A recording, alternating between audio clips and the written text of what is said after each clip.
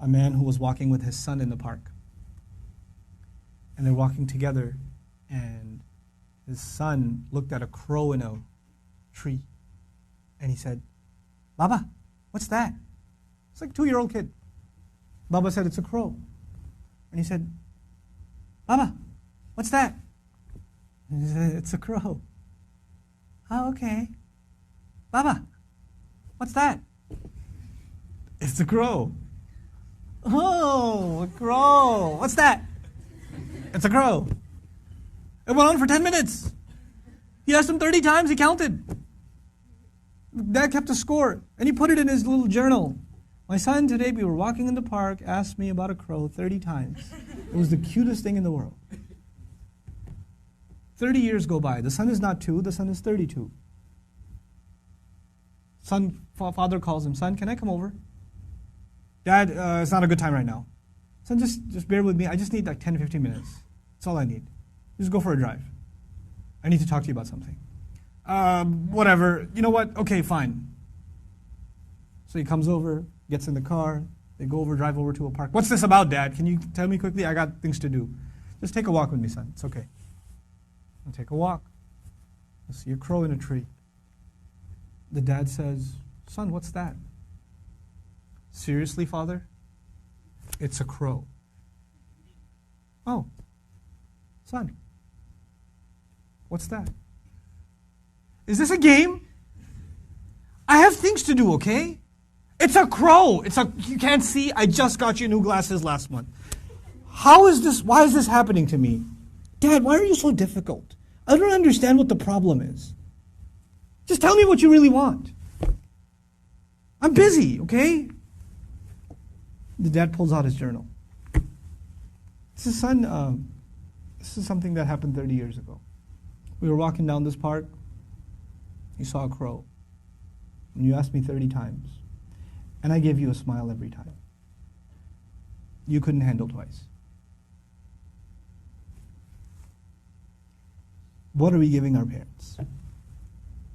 I'm not even bringing Allah into the picture. The fact that Allah mentioned Himself and then mentioned His parents is, you think about that. But what have they done for us and what have we done for them? What have we done for them? How many parents leave, like their children are in ICUs, and they stand there and hovering over this little glass box with a baby inside, 24 hours a day, 7 days a week, standing in a hospital, not even sitting down, standing in a hospital. Like feeding off of like vending machines. And that same kid grows up and doesn't have the time to call. That same kid. You know? How many mothers almost died giving birth? Almost died giving birth. And now it's so difficult to respond to her call. Or to just give her just a couple of minutes a day. Just let her feel a little important.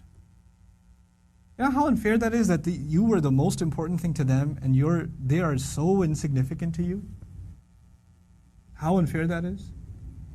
You know? They carry that pain with them every day, that I am nothing to my children. I mean nothing to them. I'm worthless to them. You know, they have no time for me.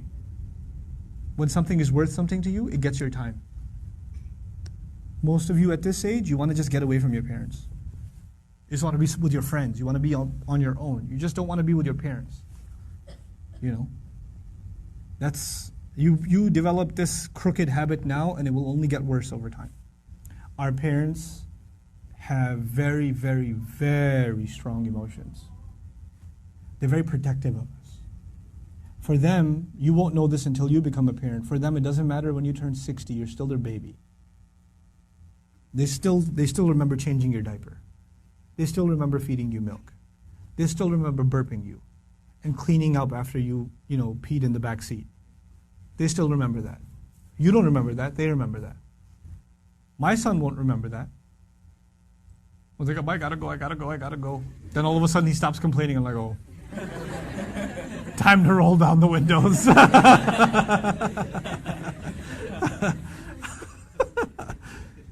You know.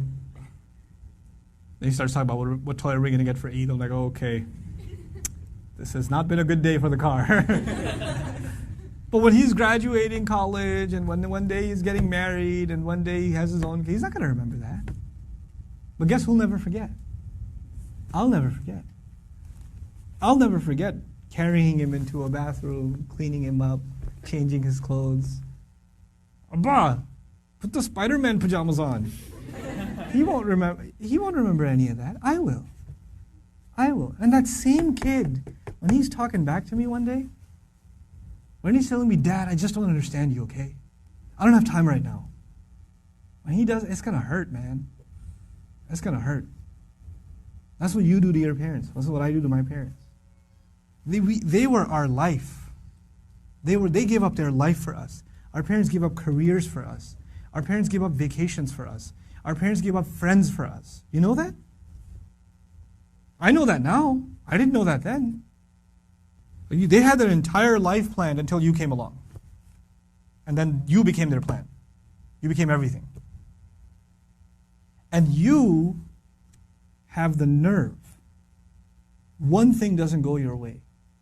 You hear one thing you don't want to hear. You snap back at them. It says, we're not even talking about Islam right now. We're just talking about decency, man. Just decency. What have they done for you and what you give them back is so unfair. It is so unfair. My dad's so annoying. My mom's so this. They're always mad. They're never happy. They're this, they're that. What are you? What about you? I'm telling you, I can't say this enough times. If you don't earn your parents' du'as, nothing good will come of your life. Nothing good will come of your life if they're not happy with you. If you haven't done everything you can to make them happy.